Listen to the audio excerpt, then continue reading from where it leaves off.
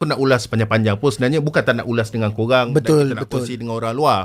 Tapi aku tak nak mendahului siasatan. Betul lah tu. Masih dalam siasatan. Kalau macam tu mungkin aku boleh tanya benda-benda yang macam ni pasal aku dipanggil untuk beri keterangan untuk, Yeah, untuk sama kita app. sama kan untuk sport rim, untuk SPRM Okey, baik. Tapi aku dipanggil tak sampai 24 jam Okey, dan aku dipanggil, aku ditempatkan dalam bilik siasatan. Ya. Kau di reman. Sama. Dia gini app. Dalam undang-undang Malaysia ni, Baik, Mat. lebih 24 jam dia kena pergi jumpa magistrate. Okey. Untuk reman sebab reman bukan kuasa polis. Kena pergi ke mahkamah.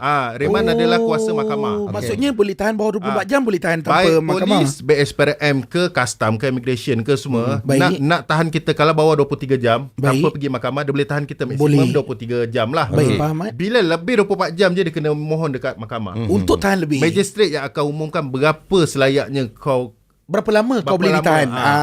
atas permintaan daripada pegawai penyiasat lah. Baik. Macam saya ni dia mula-mula minta 4 hari. Tapi saya pasal Engkau lawyer. diambil di rumah ke Tak, macam tak. mana?